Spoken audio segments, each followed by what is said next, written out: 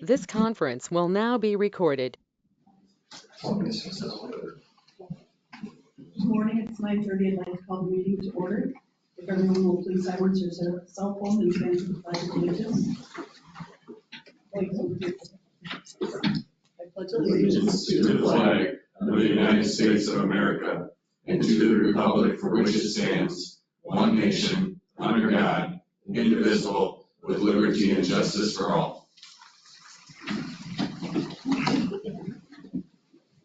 Next, we'll call for nominations for a board chair for 2024.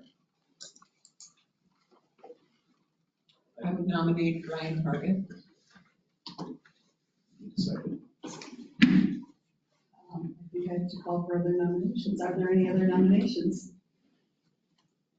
And the third time, are there any other nominations? With no other nominations, I'm looking for a second. I'll second All in favor? Aye.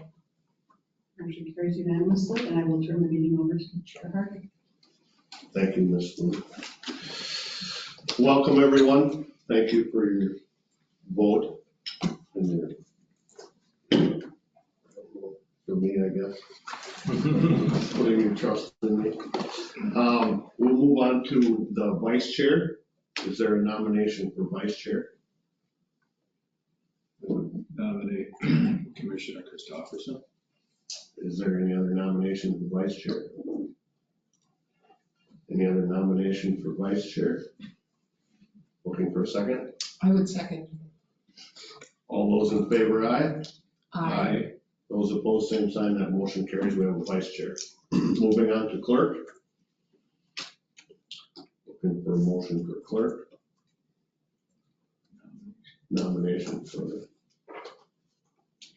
Is there a nomination for clerk? I would nominate Beth Weimer. Is there any other nominations? Are there any other nominations? I'm looking for a second. Second. There's no other discussion. All those in favor, aye? Aye. Those opposed, same sign. Motion carries. We have a clerk. Moving on to public comment. Is anyone here for public comment? Come up to the podium. Good morning. Morning, Commissioners. Take this opportunity to introduce myself. My name is Tom Saxon. I think I'm being looked at for the Planning Commission.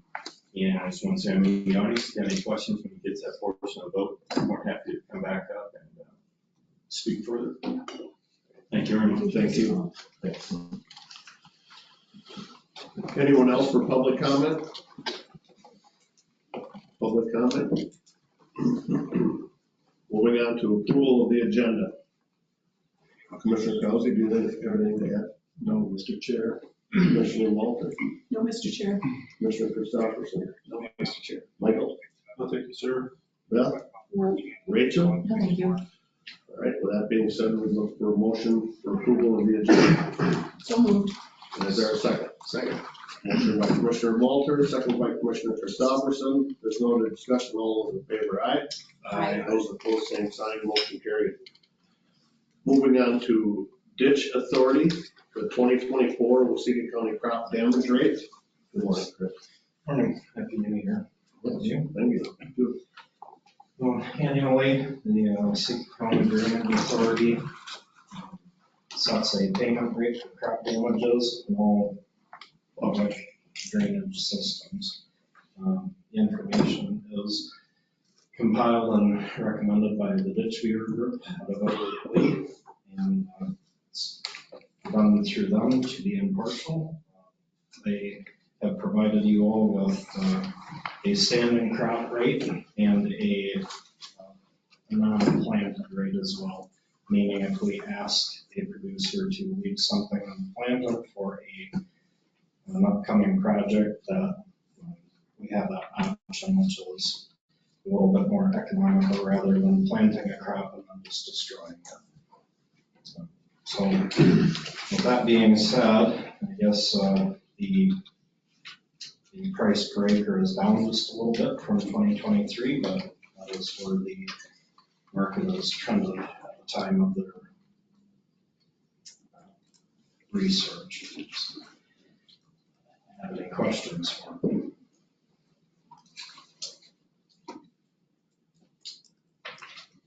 Have we always had, is this the non-planted price? The non-planted was started last year in 2023. I don't believe that it had been utilized prior to that. I didn't think so. I guess with that, I look for a motion to adopt the 2024 crop damage rates for Waseca County. So move to approve. So, motion, is there a second? I'm sorry, second. All right. With a motion by Commissioner Crowley, second by Commissioner Christopherson, discussion. Is that motion, yeah, that's for both then, standing crop and non-crop. Yeah. Correct. That was my question.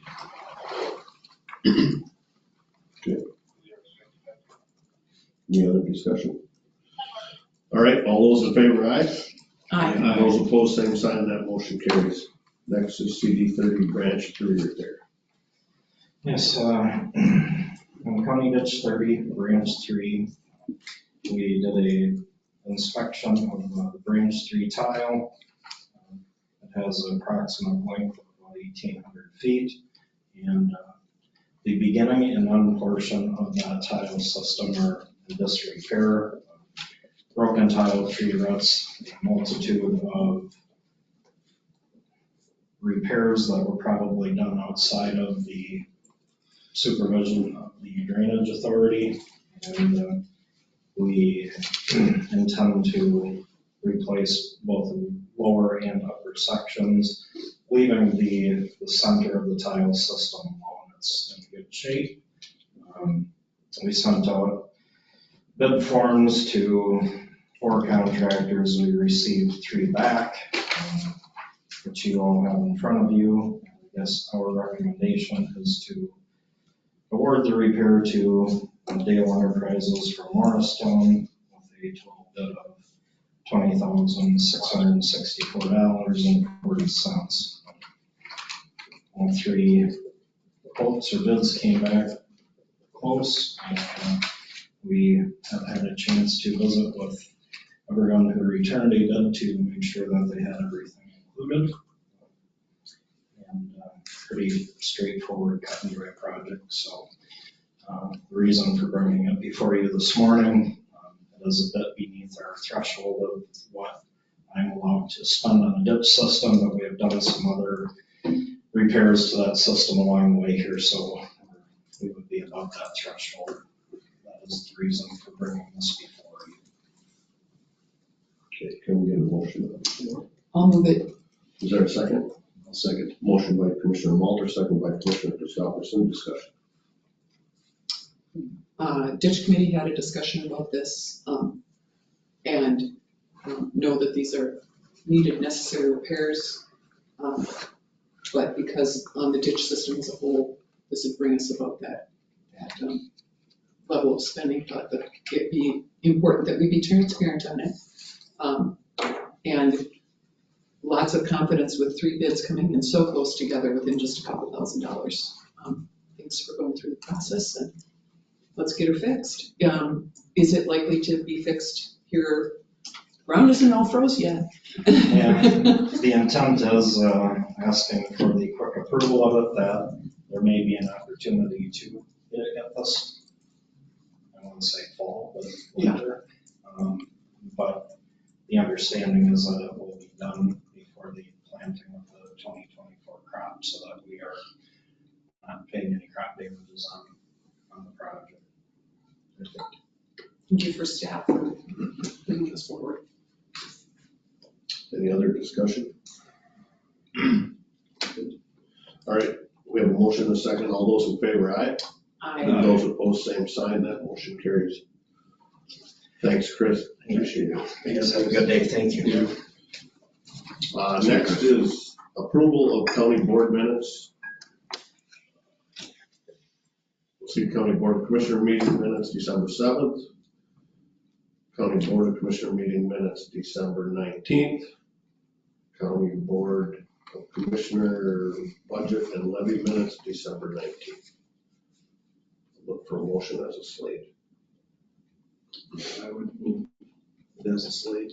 We have a motion, is there a second? There is. Motion by Commissioner Christopherson, second by Commissioner Krause. Any discussion? All those in favor, aye. Aye. Those opposed, same sign, motion carries. Number 6 is the consent agenda. A, 2023 transfer of developmental rights report. And B is a partial release of exclusive agricultural use zone restrictive covenant Baker Halsted. I'd move the consent agenda, Chair. We have a motion, is there a second? Second. Motion by Commissioner Malter, second by Commissioner Christopherson. Any other discussion on those items? Hearing none, all those in favor, aye. Aye. Those opposed, same sign, motion carries. 7 is action items. A, set the 2024 mileage reimbursement rate. I can just touch on this, Mr. Chair. Obviously, Ms. Spooner's in the room if we have any additional questions. This is something that is very standard and comes before you at the beginning of every year, typically the first meeting such as this, adopting what the federal mileage rate is as published. You can see that on the screen, of course, of 67 cents per mile, 1.5 cents up from the 2023 rate that we most recently had. So I would turn it back to you, Mr. Chair, for any consideration of adoption of the mileage rate for 2024. Thank you, Michael. Can we get a motion for that? Adoption of the rate. I'll move it. Second. There is. Motion by Commissioner Malter, second by Commissioner Krause. Is there any discussion on the mileage rate? Is it, I got a couple questions, just light questions. Has it been about a cent and a half a year? I was thinking when I got on the board 7 years ago, it was about 55, 54. So it must, It took a big jump last year. did it? Yeah. Okay. Yeah. Yeah, there was one larger inflationary adjustment that happened in the last handful of years. Is That there was ever, roughly 5 cents, I think it was, 5 or 5.5 cents. has there ever been a time where we didn't follow? We've always, Always followed. I only go back 18 years. In those 18, we followed it. How much was gasoline back? 75 cents. All right, we're not going down that. We do have a motion in a second. Is there any other discussion? All those in favor, aye. Those opposed, same sign, motion carries. Next is the 2024 Waseca County Board of Commissioners Committee assignments. And I know that we have looked at these. We are probably going to be in a holding pattern until February 13th, when 4 of us can unload a bunch of them to the next candidate. Which would be nice. So, does anyone have anything to add in that? I know we all did look at them and there will be some changes in that end of it, right? So, Mr. Chair, just to let you know what staff's plan is, at least as we're understanding it, my plan would be to bring back a revised list on March 5th. After that special election has concluded on February 13th, as you stated, giving that couple-week period, depending upon that candidate, to figure out, and for yourself to facilitate some discussions with that individual to figure out what would be best suited and how to devise some of those existing tasks. And certainly we'll be working with you at that point in time. But the plan as of right now, unless I'm told differently, is to bring back the revised committee assignment list for 2024 on March 5th. Sounds good. Commissioner Walter, did you want to talk on that, Jerry? I would just encourage us all to maybe take this list over the next month or two and make some notes about how much time each of these assignments costs. Not that we need to be even across the board, but just so that we, and think about what fits in your schedule and what doesn't. I have very much appreciated the board's flexibility as I've taken on some other duties on state committees. We need to think reasonably about what what fits and how to make this work, because I know we all have some conflicts, and I've come into some conflicts in the last few months that are gonna necessitate some movement. I know there was some overlap, so Yeah, the rest of the. but it would be helpful if we like actually had some notes about what each of these took for time, because that helps our new commissioner also have a better idea about what that's gonna be involved. Because some of it's really like once a month, and some of it is, holy moly, it's way more than that. 2 meetings a month. Just for review, the Region 9 Development Commission, that one, I think we've talked about that before. I think Michael's the only one that I haven't been meeting with. I forget what's her name from Region 9, but they've had some meetings. And to be on that board, there was a requirement to go through some sort of process to get on that commission. So keep that in mind, that I'm not doing it right now, but we need somebody there. Take some weight off of Michael. I know Michael's keeping up with it. So, And Nicole Brunswick in Region 9 is aware of yes. the current situation in the plan too. Okay.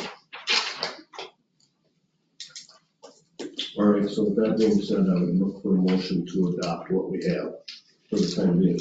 So moved. Seconded. All right, motion by Commissioner Christopherson, second by Commissioner Krause. Any other discussion? All those in favor, aye. Aye. Those opposed, same sign, motion carries. Next is the resolution 2024-01 designation of the 2024 legal newspaper for Waseca County. Thank you, Mr. Chair. I can step through this kind of as a preamble or introduction. There's been a good deal of information disseminated to you and to staff in recent weeks leading up to the appointment of a official county newspaper. And at surface level, this is a non-typical thing to do. We set an official county newspaper, the first meeting of every year, every single year, and have for at least as long as Tammy can remember in that time span. The nuance here is that we've gone back and forth on the prescriptive process that we have been utilizing, and asking the county attorney to review that process compared to the actual statutory requirement of that process, and figuring out what are we doing that either we don't have to be doing or shouldn't be doing, etc. As the rules and regulations have a tendency to change over time. We have been following the same bid document process from roughly the 80s. So the newspapers are continuing to comply with what we asked for, at least in the calculation of that bid. Granted, that index amount up there doesn't necessarily mean anything to me. Does it likely mean much to yourselves as well, I'm guessing, just at the surface value of that value. So we have really we've had two bidders that returned documentation to us. And ultimately the ask of you this morning is to appoint one of those papers as the official county newspaper. Some of what we, as I said, asked the county attorney to consider is, what does the existing statute tell us? You have received a memorandum from the county attorney to that end, what the statute actually says, how we can interpret it, and in some ways how we cannot interpret it, because it's written vaguely enough to where you can interpret it rather broadly. So we have always followed the prescriptive process of, we ask, they give us a number, we look at the numbers, and the lowest one wins. That is not the process that it has to be. So I just want to be clear in how we're communicating the ask of you today and going forward. that though we solicited bids from these newspapers with the intent in our own mind, just based on historical precedent, that the low bid would win in theory. This is not the same thing as soliciting bids for ditches, as we saw a moment ago, or for road and bridge projects that have a very different statutory implication for not accepting a low bid. If there are other questions from the commissioners, of course, staff, and I'm sure the county attorney would be happy to discuss further. But I just wanted to give that little introduction, Mr. Chair, before turning it back to you. Thanks, Michael. Do we know approximately how much is spent a year? Did we decide about Yes. 5,000? Around 5,000.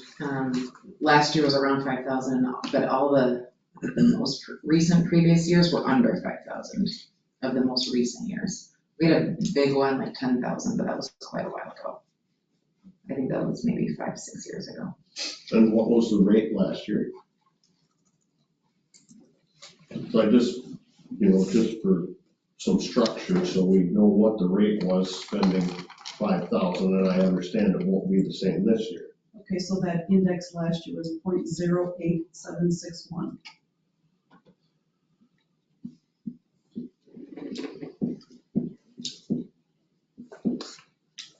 And while the index really kind of appears to most of us not to mean a lot, even to myself, what it's doing is taking the column size and converting it so they're equal. The big long manual process because of the rounding in Excel also. I have those numbers now if you want them. Tammy had pulled them up for me because I asked her the same question. The year-to-date for 2023 was $5,160.50. 2022 was $1,954.22. 2021 was $3,457.22. 2020 was $3,624.34. 2019 was $5,109.95. And then there must have been a lot of publishing in 2018 because that was $10,291.87. So. Well, yeah, and then we don't know, obviously it's half, less than half, but are we looking at 5,000? Are we looking at 8,000? Is there going to be an increase in publications? Don't know what We the don't know. publications will be. I think that's why it varies so much. Yeah, and the money's not, is it set aside specifically for newspaper? We haven't budgeted in the newspaper line, but And how much do you have budgeted for 24? every department does it. Okay. I always do mine strong because of elections, and I'm gonna guess that I probably budgeted 5,000, but I'm not certain. So every department that uses it budgets for it. It'll be the same then with jail, and the same with planning and zoning. A little bit different because of a future item today, but I spend a couple $100 on what will hopefully happen today. And then if I happen to have a project that doesn't meet a transportation project, such as a compost site last year, then I use the newspaper. Otherwise, I use our website. Right. So going forward into 2024, mine will increase on the possibility of the county property sales, Right. which they have abundance of them. So there will be a lot more publications this year on my side. How much did you budget in your line item for newspaper? I do have a budget line item, but it might be a little over that. Sure.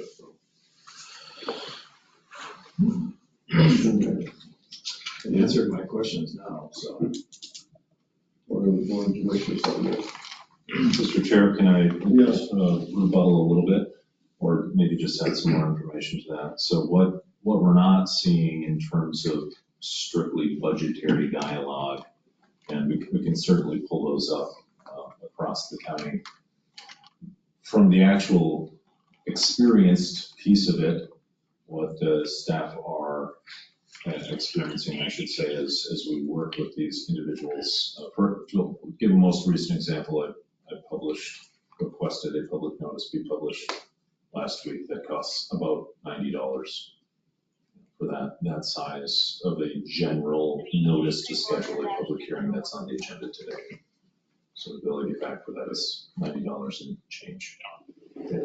In reality, we do maybe a dozen of those in a given year across the county that actually have to follow that process. And some of it is just kind of the ebbs and flows in our planning and zoning area.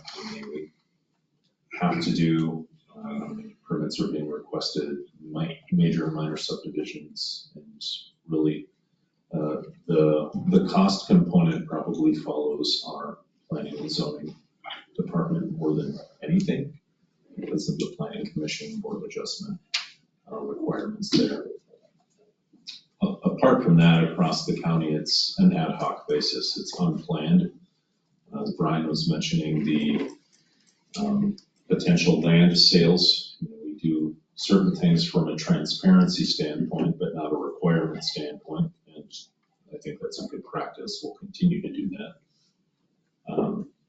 But this isn't really a material conversation in terms of budget.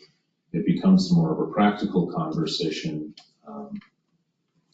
And I'll reference within the last couple of months what we've experienced as well too, having a couple of publications that were missed, public notices that were missed in timing from the current official newspaper.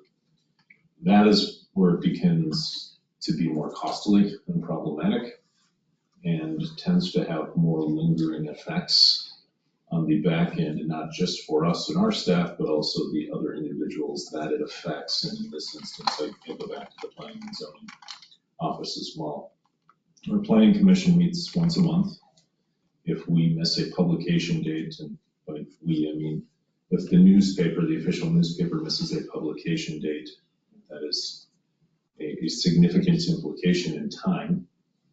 And when you are working with some larger businesses, such as a recent example, they aren't excited about waiting an additional month and a half on a building project or being issued a permit for a building project. That affects them greatly.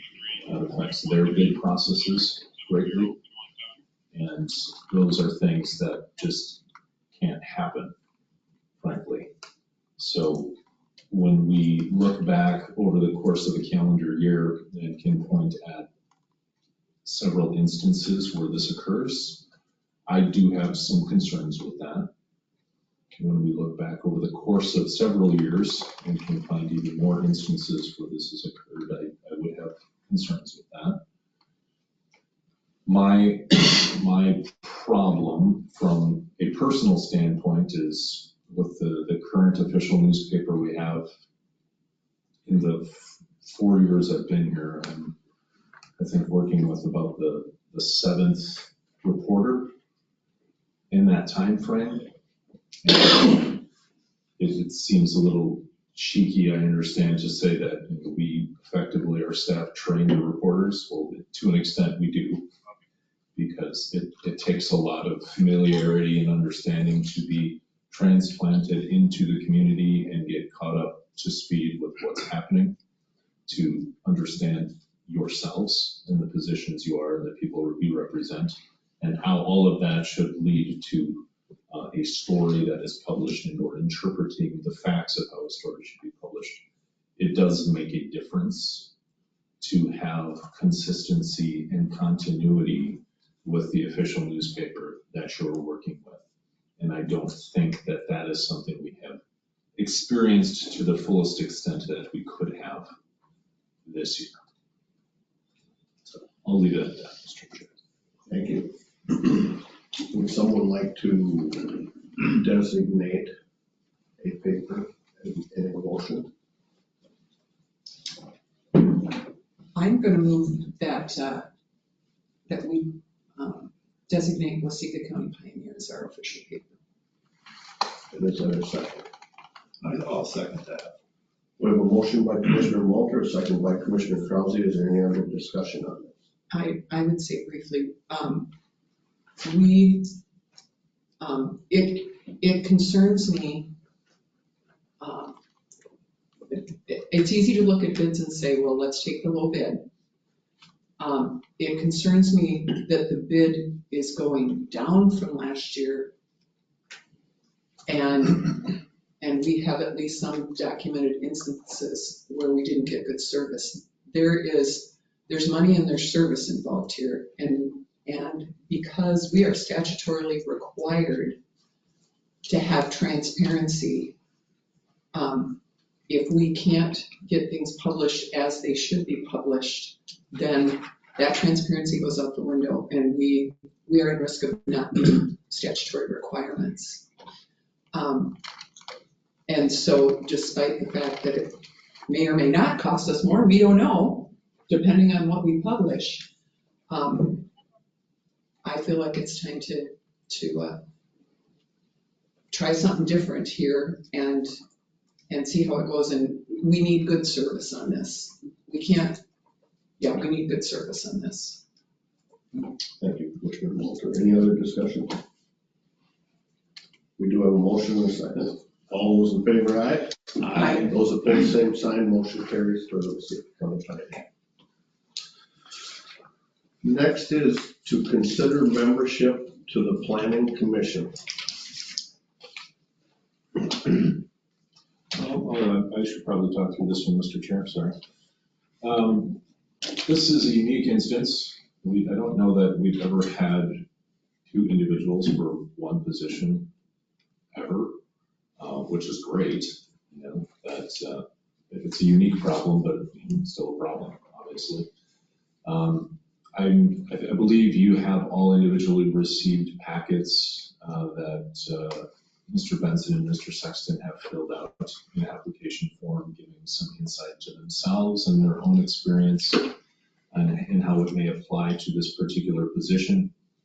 So I won't delve further into that unless you have specific questions. Clearly, Mr. Sexton is here today and can maybe offer some insights there if you have direct questions based upon your desire there. But as I said, it's great that we have multiple people willing to pursue this. In this instance, it's just a unique problem. The only other allusion I'll add to this is Mr. Benson currently does serve on the Waseca County EDA. So appointing him in this particular role will also create a vacancy there as well. That's really the only meaningful clarification other than turning it back to you, Mr. Chair. Thanks, Michael. Is Mr. Benson willing to remain in the EDA position? I don't know that I can directly answer that. I got the implication, and I'm just going back here to see if Shelley wants to give any more insight there, but if not, that's okay. I got the implication that he was looking to change. I could not tell you for certainty that were he not appointed that he will still not move forward in the EDA position. I'm not positive on that. So you have been, Michael, this is directed to you, I guess. You've been working on possibly a change in the EDA format. And if that happens, you know, we still want to hold together that board. Because I know Mr. Benson is a good EDA board member also. So if we end up with the, like right now, I think the frustration on the EDA board is that they're not really doing anything or not helping much. And if that could change, or they feel like they're getting giving some input that's making a difference, I think that board would still be viable or still be necessary. Yeah, thank you, Commissioner Christopherson. And just to clarify what you're saying there, not to any fault of the individual members. No, absolutely not. The problem, as I would propose it, is just the structure and really what was asked of them to begin with. It's not a strong board in the sense that it has been expected that we want you to come back with recommendations and projects that you want to pursue. Right now, it's operating more in a weak board format where, using myself as an example, it's another board that I report to, where I bring them a list of projects and say, here's what's happening, which can be helpful, which they can provide and have provided some good insight on. But the question ultimately is that what we are trying to accomplish? My plan right now is to bring a proposed agreement to this board on the 16th in collaboration with the city of Waseca and an individual within their EDA world that provides more holistic EDA service across the county. This isn't exclusive by any means to the city of Waseca. It's really just a contract that purchases or leases time of an individual to work on unique, specific project placement, business placement, grant writing and submittal. That's available to all of our constituency and jurisdictions within Waseca County proper, should the board be willing to entertain that collaborative agreement. So the individuals are great on the EDA, and any time I ask them something, they're more than willing to engage in the conversation. It's just trying to understand what the expectation should be of that board, because we use, I would argue we use the word board rather loosely there, because it isn't a taxing authority. It's a commissioner appointed board. Do they serve a purpose? Yes. But can that purpose itself be expanded? And I think that is maybe a reflection of what Mr. Benson would cite as well. Like, what should the marching orders be, so to speak? And I think that is much more well defined at the planning commission level, as far as here's the intent of purpose of your existence and exactly what you are the governing authority of, being the Unified Development Code. So there's much more clearly defined structure on the planning commission side than the EDA side. Thoughts from the board? Nominate someone for that. Put it in a motion. Yeah, Michael said this is an unusual situation that we have two qualified people running for the city when you're out usually trying to find somebody that will take the time to serve on a board. So there's a couple different ways of looking at this. Is, if Mr. Benson was able to, or was willing to stay on the EDU board, and Mr. Sexton got on the planning commission, we'd have another person being involved in the county and participating, and that's a good thing too, when you get more people participating. And I don't know, as far as now, Mr. Sexton is also on the planning commission for the city. Correct. Would that be a good crossover information wise, or I don't know. That's what I've been trying to go through too in my head. So I can't make a motion. I don't know what to do. I think I can make a motion. I think I would move Mr. Sexton's appointment to the Planning Commission for a couple of reasons. First of all, with the hope that Mr. Benson would continue to serve on the EDA and help us see through the transformation of the EDA to its next rendition. His frustration, along with others, can help motivate change, and we've got some changes in mind. Our administrator is bringing together some ideas to make that board a more powerful and functional board, and one that drives the economy in a more direct way. And I think Mr. Benson would be a great appointment there if he's willing to continue to serve and see us through those changes. I think Commissioner Krause can tell you that coming onto the Planning Commission, there's a fair amount of learning curve, as we're all learning as we review our UDC. There's a lot of nuance to that. Mr. Sexton's experience on the City Planning Commission can only benefit his placement on the County Planning Commission, because he has some practice with unified development codes and the fact that the devil's in the details on those things, as it often is in government. So that's the reason I would make that motion. I'll second. So we do have a motion by Commissioner Walter, a second by Commissioner Christopherson. Is there any other discussion? Thinking through all this and listening to you guys, and Mr. Johnson speaking what his plan would be, I think this would be a good fit for both of those individuals if getting the plan to come together. We have two unique individuals that could really help. And it is a big learning curve once you get into that UDC.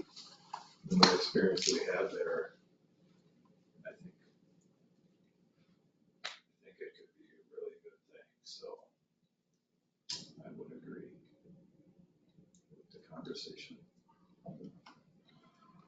If there's no other discussion, we do have a motion and a second on the floor. All those in favor, aye. Aye. Those opposed, same sign. That motion carries. Welcome, Tom. Thank you. Next are appointments of citizens to Board of Adjustment, Planning Commission, and Economic Development Authority. Has everyone had a chance to look at those?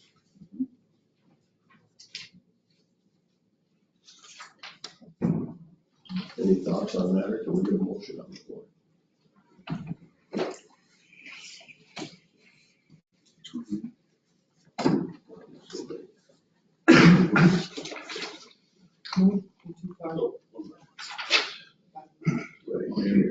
Oh, yeah, all right, gotcha.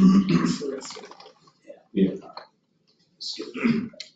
Michael, do you have anything to add to this, or?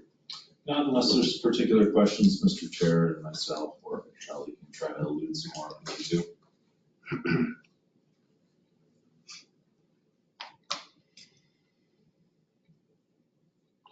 Look for a motion to accept this. I would move that motion Is there to accept. second? Yeah, second. Motion by Commissioner Krause, second by Commissioner Christopherson. Discussion. Hearing no discussion, all those in favor, aye. Aye. Those opposed, same sign, motion carries.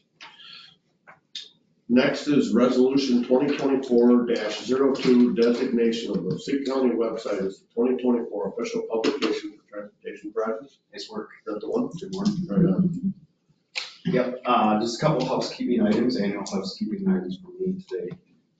First one would be to, again, as you just eloquently put it, designate the county's website as the official publication for transportation projects. Statute allows us to do so. We've been doing it the last couple of years since I've been in this position, and it's been successful. And really just looking for adoption of this resolution today. Could someone make a motion for 2024-02? I will eloquently move to approve 2024-02. Is there a second? I would second. Motion by Commissioner Krause, second by Commissioner Walter. Discussion on this? There's no discussion. All those in favor, aye. Aye. Those opposed, same sign. Motion carries. And just to, I guess, complete that thought I was having was, we will be publishing notice in our new official newspaper, informing the public that our website is designated for transportation owners. I've been doing that for 3 consecutive weeks, I guess, probably overkill, but make sure it gets out there. Good. Next is the resolution for the 2024-03 bridge replacement priority list. Yep, so again, this is a kind of annual deal, been bringing forward the first meeting of the year. This would supersede last year's resolution 2023-04 for a 5-year bridge priority list. As you can, on the resolution itself, it's got a table with a list of eligible bridges for replacement or bridges that we're looking at in the next 5 years for replacement. I was able to remove the 2 township bridges from over the course of this year. The first bridge, actually the first 2 bridges on the list are under contract for construction in 2024 already.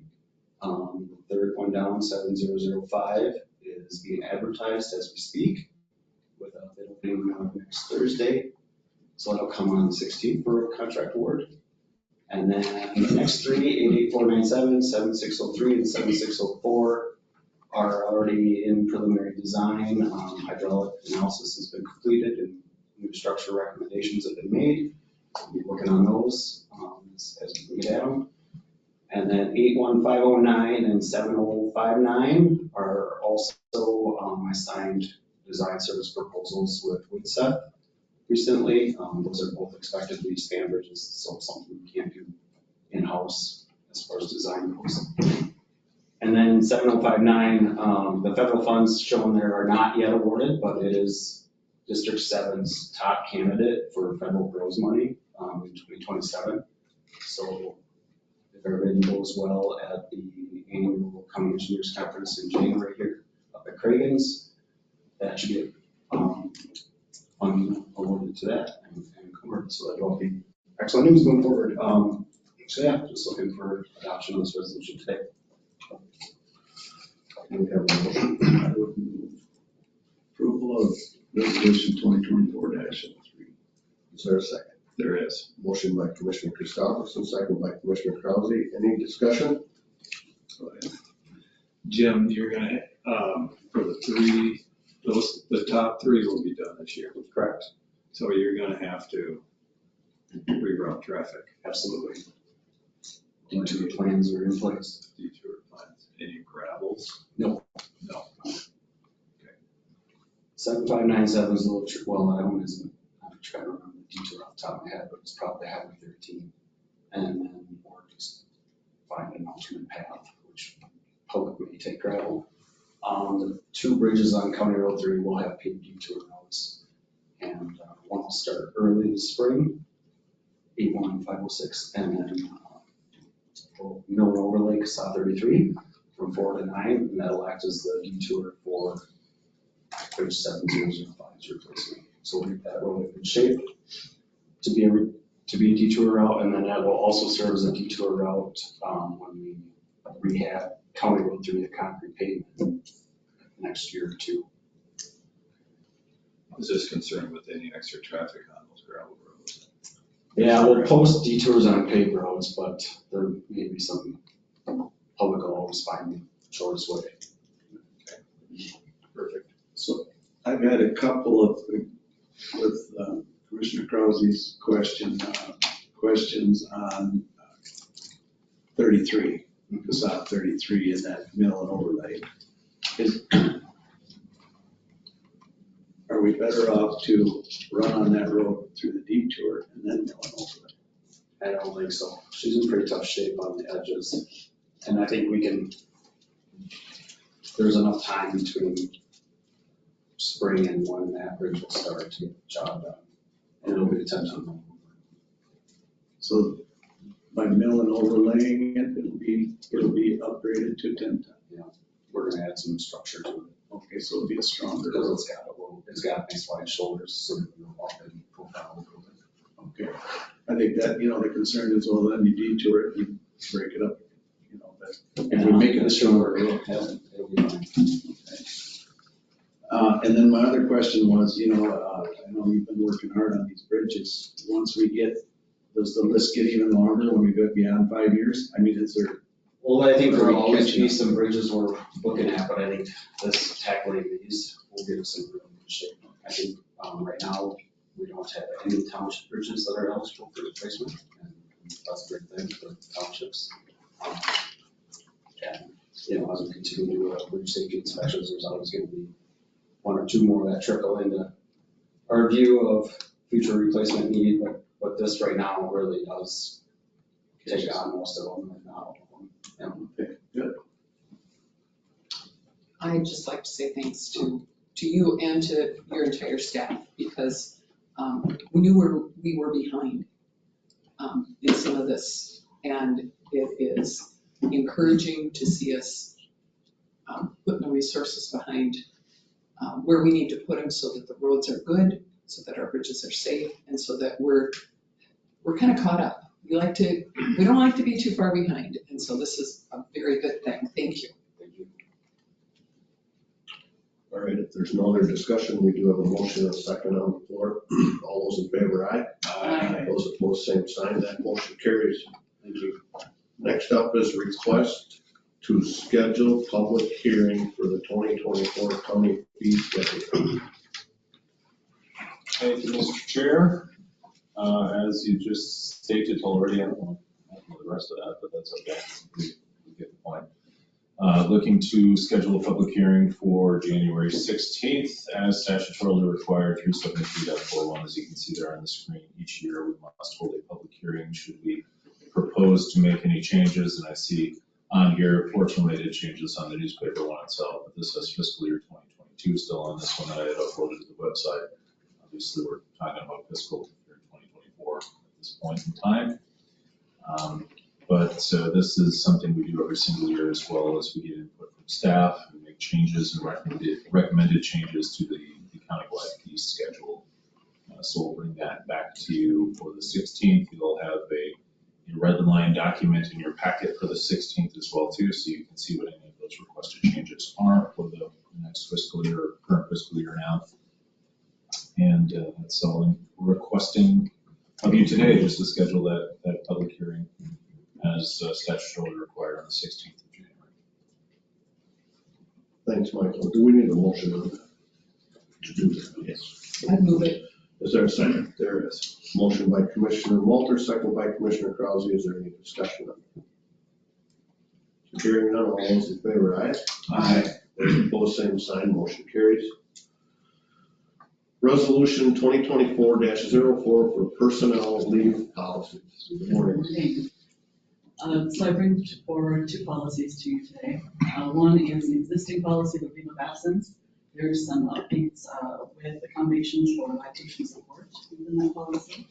So it's a very minor change. The second policy is a new policy that we are required to have. So under the new law, and I don't know how much detail you guys would like me to go into. I know some things we've been discussing for some time. As this is coming into January 1st, this policy, the earned sick and safe time leave. You'll have to, if you have any questions, how much detail would you like me to go into for this policy? I think we'll do a motion in a second on the floor, and then we'll open it up for any questions, discussion. We'll let you try. Well, it's basically mandatory, right? Correct. Yeah. Correct. I would say we have to. Yeah, so I would move it. I would second. So we have a motion by Commissioner Christopherson and a second by Commissioner Walter. Question, are we talking about both of these updates, or are we talking about earned sick and safe time, or the leave of absence update? Let's The resolution speaks to both policies. okay. Just want to make So sure. the I questions know. will be on the PSSD. Yeah, I guess if you could go through, what this change is gonna end up costing the county, or how much. Sure, I can do that. So the impact is, it's gonna be pretty minimal, because we have accrual policies already in place that meet or exceeds this law. We do not have to add additional accruals to staff. There's only a few select that it does impact, and that'll be for like our temporary staff, our veterans drivers. It's minimal, 5 to 6 van drivers. And in the summertime, we like weed harvesters. So they'll be able to accrue 1 hour per week or 30 hours. Very minimal. So if you don't know how many hours per, these part-time guys, they're putting in 20 hours a week or whatever. Yeah, how many actual hours? So every 30 hours, it's costing the county a day Yeah. It is low. I do have for those those. 4 or 5 people. I would have to get those numbers for you. An hour. It's an hour. Yeah, what did I say? An hour. Just 1 hour. 1 hour for every worker. Correct. I better not suggest that. No, and it Don't really, suggest that. like the veterans drivers, it really fluctuates. Depends on, some usually work more in the summertime, and some are snowbirds and they don't work for us in the winter. They'll come back, so I can get those numbers for you. Yeah, I mean, it is what it is. I guess we can't do anything about it, but that would be the cost, is what, is that. And it's an administrative too. I guess I should add that part. There is gonna be an administrative burden to HR. For instance, we're gonna have to track this. So all the PTO, sick leave, and vacation accruals that people use the first 48 hours in the year, we're gonna be designating that as this leave at the same time. So it's processing. And we just have to track that and be able to show that we aren't doing that. So it was 48 hours the first year, up to 80 hours the second year. What happens the third year? 80 hours total, right? 80 hours total. 80 hours total Right. through the second year. So the state considers anyone that works 80 hours in a year an employee. That's what they're looking at in their consideration. So you have one hour for every 30 hours worked as a baseline. 80 hours total in a year considers them an employee, meaning that they would qualify for this bank of time. And this is not an additional 48 hours on top of the other accrued time that staff are accumulating. It's a minimum compliance thing. So it's, as Melissa was stating, that if I take 8 hours of PTO tomorrow, I'll probably be here. If I take 8 hours of PTO tomorrow, that would be 8 hours that I would be qualified for ESST. The county has provided me those 8 hours of time off. So this is not an additional bank added on top of. We're not giving everyone else that works here 48 additional hours of vacation time or time to be away. It's meeting those unique instances where people don't have any qualified time to be gone, that the state says they need it to be gone for whatever qualifying event they're experiencing. There's a lot of good reading in this. How it's set up. It's gonna be a logistical nightmare for HR to try and track this. I mean, is this tracked? Are we reporting this to the state? Or it's just in-house, it's for our own? We do have to, so we'll have to track it, and it's gonna be in-house, and our system is capable of doing that. I think the challenge will be is educating supervisors and just letting them know what can qualify as that ESST. Right. Because it is expanded. So we'll be conducting some trainings and such. And Providing some this resources. is what works. I mean, this new kind of. It'll be administratively burdensome for sure, and I think it's fair to say we don't yet even know how much. So the legislature appointed Department of Labor and Industry as the watchdogs of this. So the implication was they must assure that employees are providing this and documenting this. So undoubtedly there will be some kind of annual report in the future. We don't know what it is or what it looks like yet. And a soft audit, if nothing else, to give an accounting of here are our employees, here's how many hours they work, here's how many hours of ESST they were allotted in a given year. Things of that nature. So there has been a watchdog appointed from the state's standpoint, so undoubtedly we'll have more reporting in the future. And the PTO goes over and above the vacation and sick time, correct? Well, they're the same, actually. I mean, they're one. But we still have a few employees that are not PTO. And is there, are we talking again about that now in 24? So it's offered to the staff every year to convert. Yeah. So now we're, I think, 28 employees, I have 2 years here to convert to PTO. So there's a lot of number. And that we can bring up during contract negotiations. Especially if you have to do this for your employees. Yes, that's key. Does, but another employee can give their, can they, if an employee is sick or whatever, can another employee, I think it's been done in the past where they give so many hours, one employee will give so many hours to the other employee for sick time. The donation policy. The donation policy, that's still in effect? That is, we probably will have to look at that, and see how that changes things.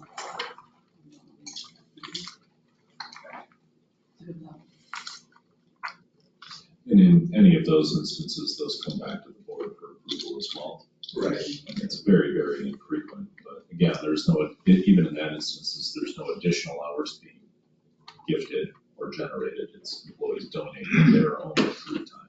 Right. For someone's extreme qualifying medical event. Another mandate will probably cost us more money. I'm done with it. Any other questions? Okay, what did you do real too bad? Can we get a motion for the 2024-04? We did, and then we dove into that. Yeah. Yeah, we We did were in right. discussion. What day is it? All right, if there's no other discussion, all those in favor, aye? Aye. Those opposed, same sign, motion carries. Thank you. You did it correctly. Yeah. Resolution 2024-05, county maintained cemetery. One, right? So I'm bringing to you a new resolution and a new policy, basically for the Waseca County abandoned cemeteries. Just a brief summary, in 2014, a request of a burial in Belsky Cemetery was brought to the board. It was voted on and passed with stipulations. It was mentioned to have a policy and resolution drill for any future requests. Recently, I was contacted by an individual to be buried on the Radloff Cemetery where they have family ties already on site.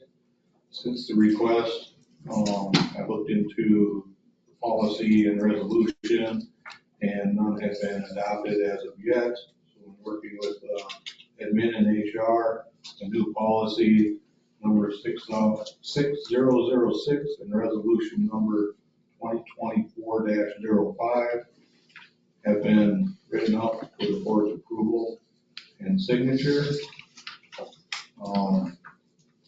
On the number 60006, basically, I have a change in the definitions that'll be striked through, which would be, let's see. Grave lots. Grave lots. So that, in it, it says a designated parcel within the Trot Brook Cemetery for purposes of containing the remains of the dead. That'll be struck out and changed to basically all county abandoned cemeteries. So, which include, as of right now, is the Peddler's Grove, Dusbavic, Freedom Free, Radloff, and Prairie Peaks that we have on document. Would you like me to read through the resolution? Okay. Then would you like me to read through the policy? No. Okay. So at that, I will leave it with any questions. I would recommend that the board pass both the policy and the recommendation, or the resolution, excuse me, with a change on the definitions of the policy. Can we get a motion on the floor? I'll move it. Is there a second? There is. Motion by Commissioner Mulder, second by Commissioner Krause, discussion. What were you just motioning? Were you motioning the 6006 or the resolution? The resolution. The resolution. The resolution adopts 6006. So that's stated in the resolution? Yes, right. Stated in the, there it is. All right, right on the bottom, all right. Question? Anyone? Comments? Once we have a policy in place, if we have another cemetery come on to our responsibility, it's easy to add that to this. I do appreciate that we are establishing a policy that helps us uniformly administer this across our responsibilities, as opposed to a one-off every time we get a request that might not happen, once every 10 years or 5 years or whatever it is. This way we've got something to look at and say, yep, we know how to do this. This is the way we do it across the county. It's fair for everybody. It also lets us clearly see what our costs and responsibilities are there. So appreciate the staff's work bringing this forward. When was the last time we took on a new abandoned cemetery? I would say probably about 7 years ago, 8 years ago would have been the Deuce Bog cemetery that was brought to my attention. And was that because of a church closing their doors, or was it just? So basically the township goes away from it. Then it becomes a county abandoned cemetery for the state. And then with the Deuce Bobbick Cemetery, though, that was a little different with little research on my end. I noticed that the county line actually goes through the center. So Waseca County owns a portion, the Sewer County owns a portion. So initially, my staff went out and we cleaned everything up, and this was brought up by a person that had family buried on it, was wondering who was maintaining it. At that time, it wasn't really on our list. So we went out and we cleaned everything up. Actually got some information from the Historical Society where the stones that they had on record were placed, because we had stones basically scattered everywhere. We were able to put them stones back in place, the ones that we knew of, not new stones, the existing stones. And then got it to where we could actually, grass was about 6 feet high, so we had to go in there with weed wood first. It's been maintained, the first year was by us. Since then, we've had sentences served every year after that. Okay. So it means it's a combined effort between Waseca County and the county. Okay, so you do have an agreement with Waseca County on that?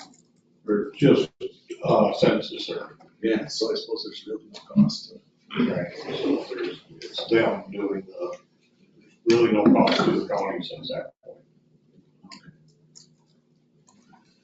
But I did include that one into the resolution and policy for our side of Waseca County. So how many county cemeteries are there? With the Deuce Bobbick, 5. So then you have township cemeteries, right?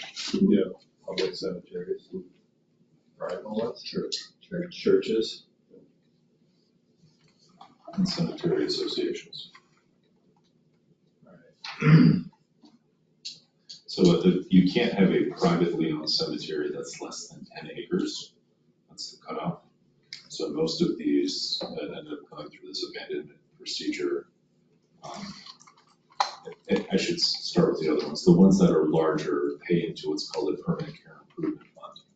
And that's an old piece of statute that's existed forever where they are supposed to give the county their annual report along with a $15 check that gets paid into this PCI fund, which is 80 years ago when the law was written, probably relevant to pay for the maintenance and upkeep of these things, which doesn't go very far, of course, at this point in time.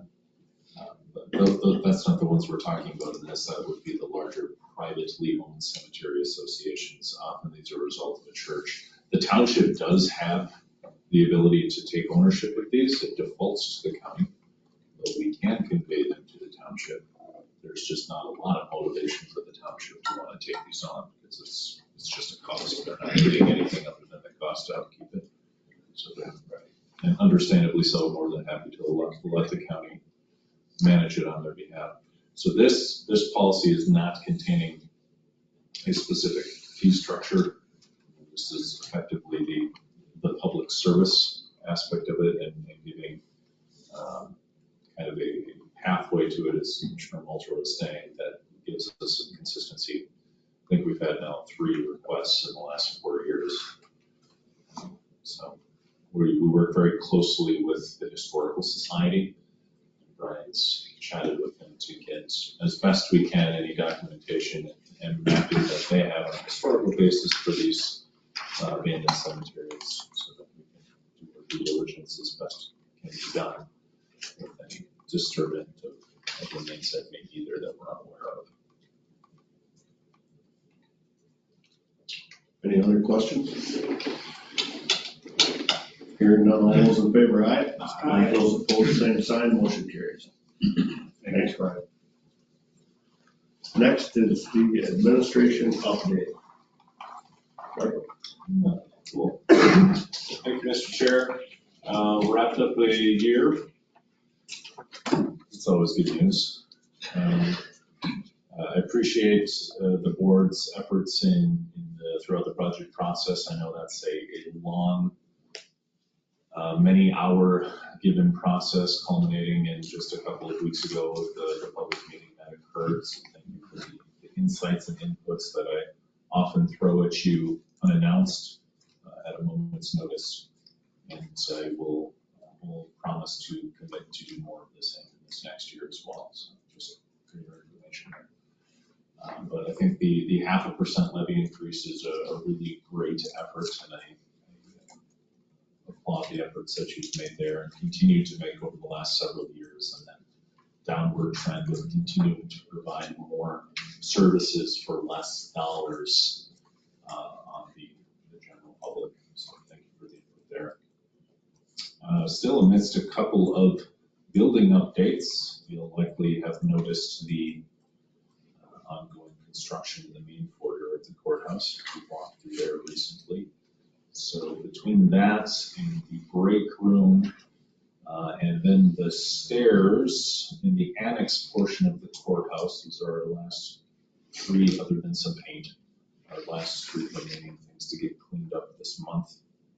And I think it's looking very nice thus far, and it'll look even better, of course, once everything's put together and all of the pieces are in place there. So a significant number of projects were checked off that capital improvement plan list in 2023, and will continue to be in 2024 as well. I've had a chance over the last couple of weeks to drive through Courthouse Park and see some of the updated construction happening out there. Again, great improvements being made, some placeholder stones put in place for the 18th green of the disc golf course as well, utilizing our bonus nice weather that is quickly fading away, it seems. But great to get that additional month and a half of time outside and project time outside. Other specific, one other thing I was going to mention, I'm working with a couple of firms to look at a strategic planning process with the board, which will likely occur, if not the end of March, at the beginning of April. Mostly targeting the beginning of that second quarter. Once you are made whole in terms of commissioner seats being filled, giving that individual a month or so to get settled in, and then quickly moving into a strategic planning process with the board. The hope being that that culminates in a, if needed, a revised strategic design concept, but things like a mission value statement, but ultimately a strategic priority list that the board can then maintain and publish going forward, which is something that I've heard is a desire for many of you leading up to that. So just tentatively put that as a placeholder in your calendars. I'm sure that will be a few meetings worth of time that will be requested of you. And the process itself will be contingent somewhat on the individual firm, how they'd like to walk through that. There are a few good strategies out there. So I'm not necessarily concerned about which one, just mostly going through it. I think anything else? Is there anything else you have for me or questions you have for me? Happy to give some more updates. Your plan on the resuming our GDC talks? Thanks. So I just got some notes back from Chris Howard the end of last week. I've promised him a meeting this week to go over those. We're on Article 5 right now. We've met once on Article 5. Well, yeah, at least once, I guess. A little more than once. We need to come back with the entirety of the group, I believe. And the hope there was filling my way into that second round of conversation as well, too, which should be possible to do now that we're in the new year. But Chris gave me a high-level draft, and I know he sent an email to you folks as well, too. With here's where his thoughts are going on some of the more nuanced pieces of Article 5 pertaining to what we are doing and not doing, or that we should be doing better from a documentation standpoint for water, permitting, etc. So I think we're pretty comfortable with this, the septic piece of it, SSTS piece of it, and now just getting more to the administrative elements of how the county is pursuing some of those individual projects as well. I have met with Sarah Berry as well, and like I said, I think we'll just pull everybody into that second meeting on Article 5, and then we get into some really fun conversations in Article 6 in the not too distant future. So yeah, we will certainly rekindle those meetings very shortly. Questions for staff? One quick one. This discussion of county cemeteries got me interested, and so I went on the map. And I don't think there's a way that the general public can bring up county cemeteries on our beacon. They're not like a category, and maybe they should be, because they're our responsibility. We got our parks on there, or our property. Just a suggestion.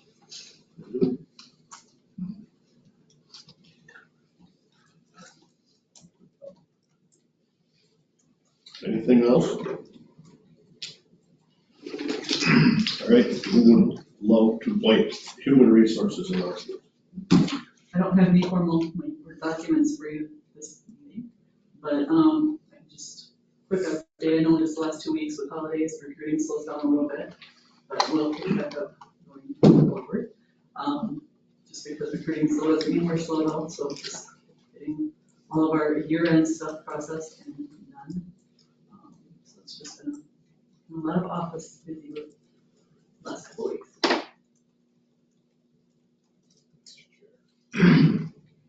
We have a new IT person. We do have a new IT person. We started His name today. is Michael, so he must be pretty good.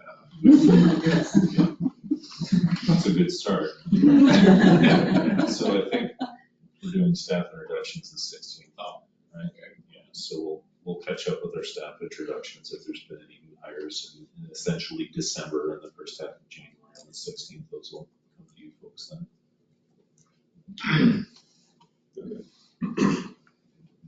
Thank you. Who would love to begin with the commissioner report? Mine's short and sweet. Start with Go ahead. I don't know if I've missed some things. It sure seems like I've been busy, but not with commissioning stuff the last couple of weeks. If we just go back to the 19th, I guess that we had an evening board meeting, and that afternoon we had Mid Prairie. We had a year-end lunch out at Hidden Pines Bar and Grill, which was very nice out there. Nice little golf course. I'd like to go back and play next summer. And then we had a joint powers board meeting after that, and then our evening meeting. And then I met with Michael and Commissioner Hargit and a couple staff on Friday, just went over a few things, but other than that, the only other thing I did do is I have been working on a response to the Stennis family. And I did send that out this morning I had help from the administrator and county attorney on that also. So I wanted to get that response back to them, and then I did offer to follow up with phone conversation, something too. That's it for today. Thank you, Commissioner Christoph. Commissioner Walter? I was at Hidden Pines with the Joint Powers Board and staff for Mid Prairie, and yeah, I would recommend it. It was a fun little trip over there back by the creek, and the food was excellent, and the conversation was good. Some good team building time. Mid Prairie meeting, our board meeting, and then our levy budget meeting after that. On the 20th, I spent some time with Sarah and Leah out at Public Health, trying to understand how the direct services that we provide through our public health, and we get state and some federal funding to do those services, trying to put in context what that budget impact is as we continue to look for how public health in the state of Minnesota is going to change. Because that looks real different between, often between rural health departments and urban health departments. So staff gave me some context, and they're going to look for some more stuff for me, so that as I go into some of those meetings, I'm coming informed as to what the impact might be here. On the 21st, NACO Rural Action was a virtual meeting. Then, pretty quiet between Christmas and New Year's. I did have a special meeting with MBAC on when some expenditures were going to happen. And here we are today, doing our thing and starting the new year. Thank you, Commissioner Walter. Commissioner Krause? Well, I left my 23 book at home because I figured I was just going to start on 24. There you go. But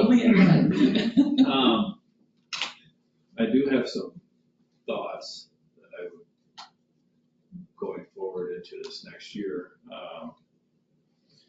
The one, I did get a couple phone calls over the holidays, and one was about the fire truck. The city and the fire department is getting a fire truck, and they're using, they got $300,000. Am I correct, Mr. Harder? From was it public safety dollars. So the city was gonna, some of that money was gonna be helped out or go to the city, if I remember right, or how that went. I gotta double check. Maybe you know, remember? I don't know what the city did with theirs, but I know, Michael, we chatted about this at length. Yeah. And so one of the township leaders was just asking the county again, Right. on their input on it, but I said, well, you have many other fire districts that would have to be helped out too, so. Correct. I get that. So I said I would mention it, so I mentioned it. So, and then, another thought was, I dare go down the road, but we may have been called over the holidays about, from a person concerning the flag, the new Minnesota flag. So that is on my watch list to see what the state actually comes up with. If they have a new flag, you know, that might be talked about as far as we're concerned, and where it can be flown, if we want it flown, if we don't want it flown. I do have some reservations about it, you know, how it came about, why it's being changed, why the history might be getting whitewashed out, but that seems to be the road that people want to go down sometimes, and then you have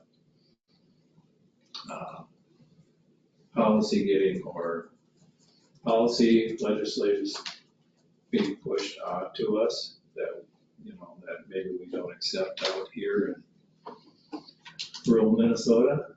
So that's concerning to me. And then moving, you have a question? Well, I think if you don't mind expanding on that a little bit, and I got this a phone call also. Okay. And I guess, where are we at in the process? Can you tell me, is it officially adopted, or is it going to be adopted here in the next few days? Isn't it like January 6th, something's going to happen? My understanding, the statewide commission was convened, they did their work, they took all kinds of submissions, sorted through it for both the seal and the flag. They have come with their recommendation. I am not sure of the date when, in fact, I don't even know if there is a date. I think that unless there's intervention by the legislature, this probably just moves forward from that commission. And the idea is that it gets adopted in time to put it up on Flag Day in May. I don't know if there is a specific date for adoption of both. I was just trying to look quickly to see if there was a date out there, because I did not have one in my mind. Well, but the state legislators have to adopt it, right? Or do you think they can just? I think they would, at a minimum, they'd have to object to it. But they did put the commission in place to do this work. So I don't know if this is just a recommendation to them, or if it is, we told you to do this work, you've done the work, now it's a done deal. But I do think there's a backside to that, where they could come in and say, no, we don't want, you gotta go back to work on it. So if there's enough pushback to our legislators and to. Possibly. That would be their angst to say, no, we need to redo this. We gotta What bothered me a little bit, and I haven't been keeping up enough on it, but they had the person that made the flag, or we looked up to see who actually designed it. Yep. And it was submitted by a 24-year-old. From Laverne. Yeah. Yeah. But what he was holding in front of him wasn't exactly the way it was presented at this, so it wasn't exactly the way he did it. No. His star looked like the North Star, but they've just got what, to me, it looks like a sun. I think it's 8-pointed instead of 6-pointed or whatever. There we go. Now, if you look My at what understanding was that the charge of the commission was that they would take submissions, but they had authority to make changes to those submissions, to request changes to those submissions. They weren't, those people did not submit with the thought that they either pick mine just the way it is or they don't.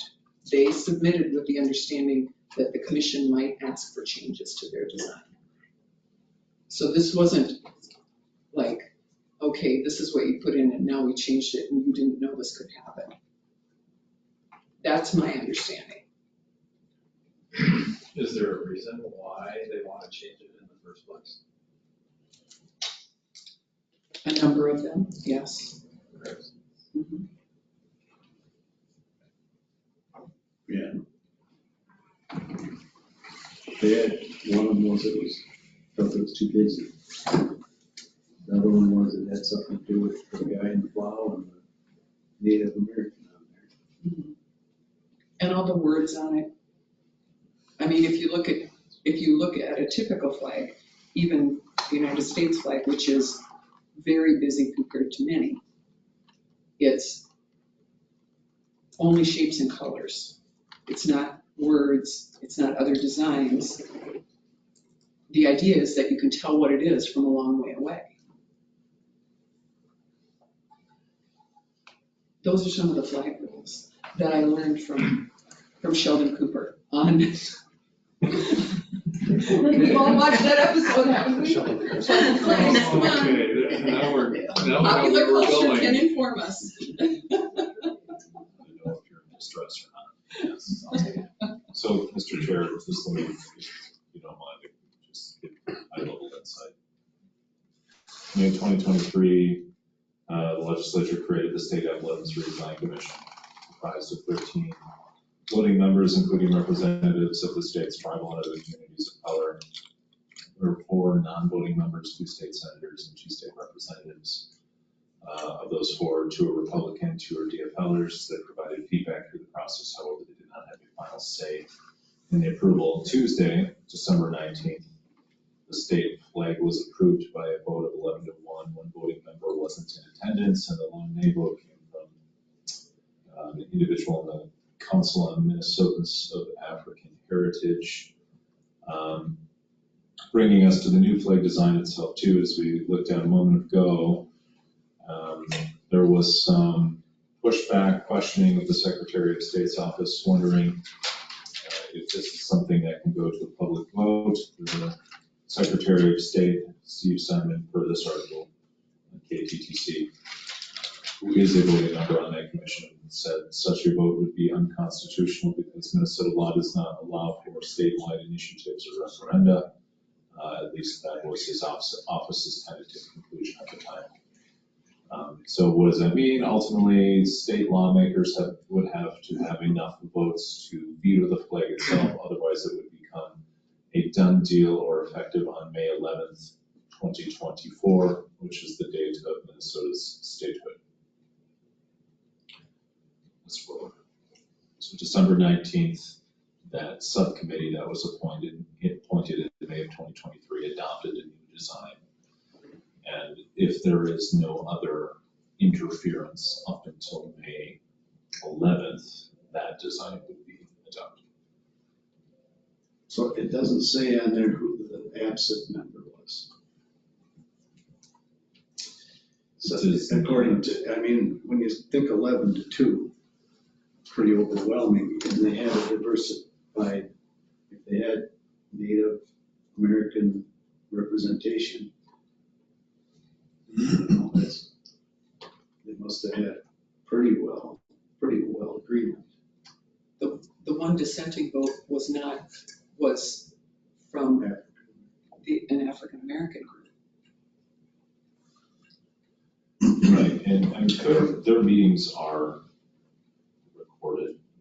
You can go listening to Going back a couple of years to the fire one, there's just a lot of noise right now.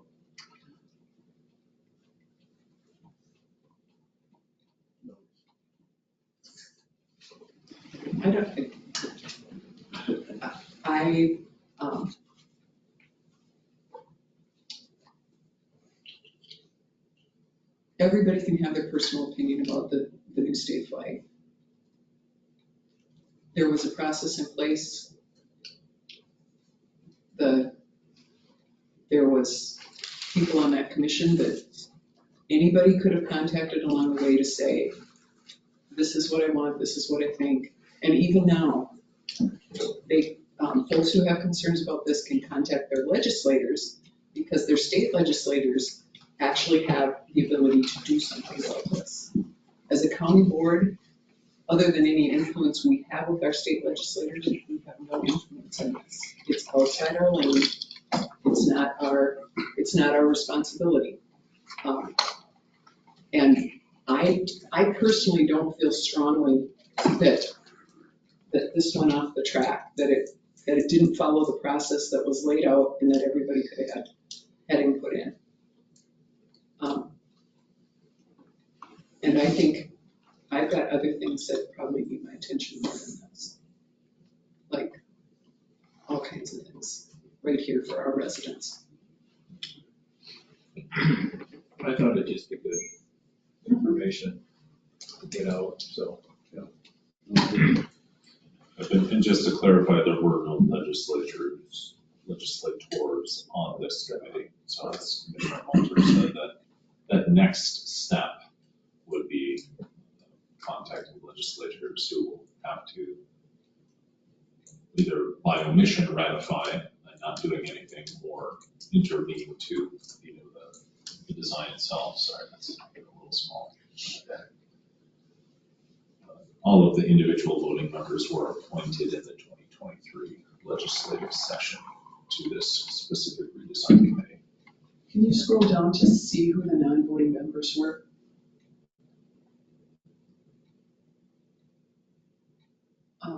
Obviously there's representation from both sides there. If folks have concerns about this, I would think those would be the very first people that they would contact, because they would have they have been at those meetings and know what went on and would be able to give direct feedback. And as I mentioned, all of the meetings, recordings, and agendas are out there. Yeah, now scroll down, what was that? No, other way. Other way, I guess. So That was the original. These are some of the submissions. Oh, okay. Yeah. Also, I say that was just the full submission. Yeah, this is the finalist list, I think. Sure.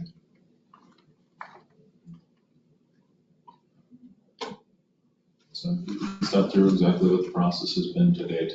It's up there. We do know from experience that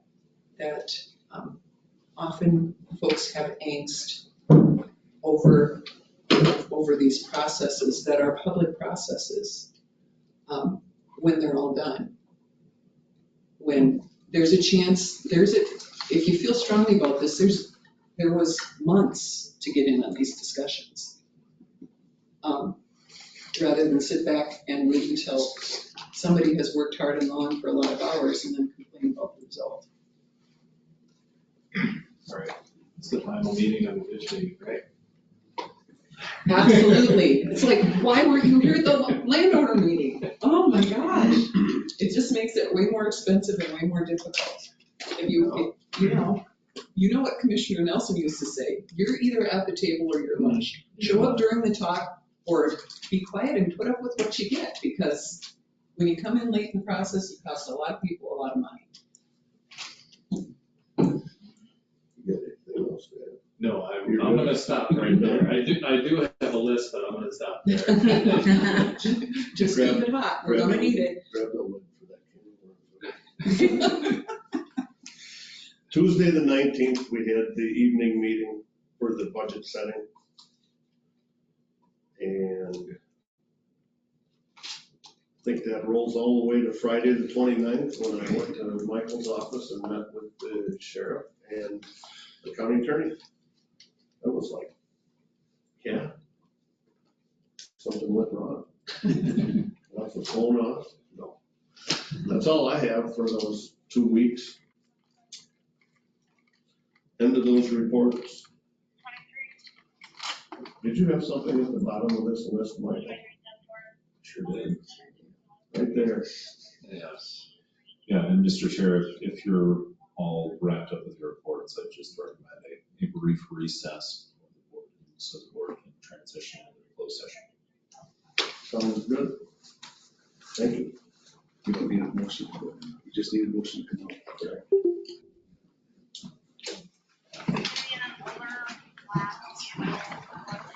Thank you.